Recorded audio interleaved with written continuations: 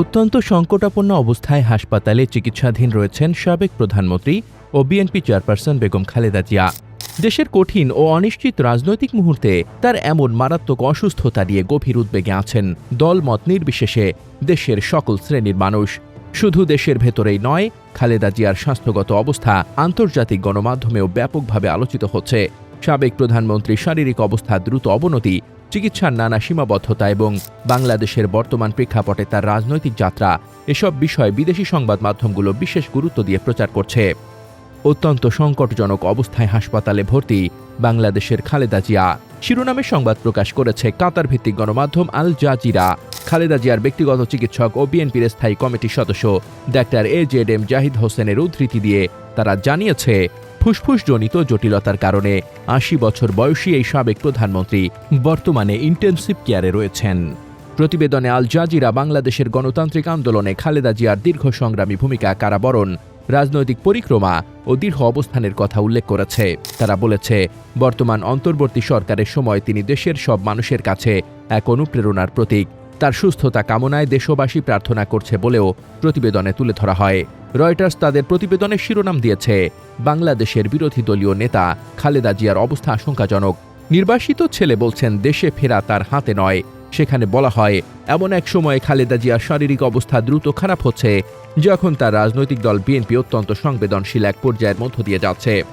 গত বছর ছাত্র জনতার অভ্যুত্থানে দীর্ঘদিনের প্রধানমন্ত্রী শেখ হাসিনা ক্ষমতাচ্যুত হওয়ার পর দলটি আবারও প্রভাবশালী অবস্থানে ফিরে এসেছে। এপির বরাতে গালফ নিউজ জানায়, খালেদা জিয়ার অবস্থা খুবই সংকটজনক। হৃদরোগ, লিভার ও কিডনিতে জটিলতা, ডায়াবেটিস, ফুসফুসের রোগ, আর্থাইটিস এবং চোখের সমস্যা সহ বহু রোগে তিনি ভুগছেন বলেও উল্লেখ করে গণমাধ্যমটি। এছাড়া তার শরীরে একটি স্থায়ী পেসমেকার রয়েছে। খালিজ টাইমসও বিশেষ গুরুত্ব দিয়ে বেগম জিয়ার অসুস্থতার বিভিন্ন দিক নিয়ে বিস্তারিত প্রতিবেদন প্রকাশ করেছে। মধ্যপ্রাচ্যের আরব নিউজ, জেরুজালেম পোস্ট সহ অন্যান্য গণমাধ্যমেও তার অবস্থা নিয়ে খবরকে গুরুত্ব দেওয়া হয়েছে। পাকিস্তানের প্রভাবশালী দৈনিক ডন বাংলাদেশের সাবেক প্রধানমন্ত্রী খালেদা জিয়ার অবস্থা অত্যন্ত সংকটাপন্ন শিরোনামে জানায়, ৩ বারের প্রধানমন্ত্রী খালেদা জিয়াকে ২০১৮ সালে শেখ হাসিনার সরকারের আমলে দুর্নীতির অভিযোগে কারাদণ্ড দেওয়া হয়। পরে তার বিদেশ গমনে নিষেধাজ্ঞাও আরোপ করা হয়। তবে হাসিনা সরকার ক্ষমতাচ্যুত হওয়ার পর গত বছর তাকে মুক্তি দেওয়া হয় বলে উল্লেখ করেছে পত্রিকাটি। সাবেক প্রধানমন্ত্রীর এই সংকটাপন্ন অবস্থা ভারতীয় গণমাধ্যমগুলোতেও ধারাবাহিকভাবে বড় শিরোনাম হয়ে আসছে। দেশটির শীর্ষস্থানীয় সংবাদ মাধ্যম এনডিটিভি খালেদা জিয়ার অসুস্থতা নিয়ে একাধিক প্রতিবেদন প্রকাশ করেছে। ২৯ নভেম্বর তাদের এক প্রতিবেদনের শিরোনাম ছিল, বাংলাদেশের সাবেক প্রধানমন্ত্রী সংকটাপন্ন অবস্থায় হাসপাতালে ভর্তি।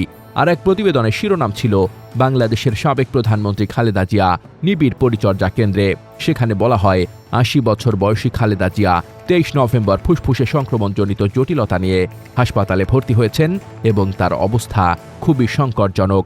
এনডিটিভি আরও জানায়, বিএনপি নেতা আহমেদ আজম খানের বক্তব্য অনুযায়ী বর্তমানে খালেদা জিয়া নিবিড় পরিচর্যা কেন্দ্রে আছেন। তার অবস্থা কিছুটা স্থিতিশীল হলে উন্নত চিকিৎসার জন্য বিদেশে নেওয়ার বিষয়ে চিকিৎসকদের সাথে আলোচনা চলছে। এ লক্ষ্যে একটি এয়ার অ্যাম্বুলেন্স প্রস্তুত রাখা হয়েছে বলেও তিনি উল্লেখ করেন। News desk, দুতিয়াল।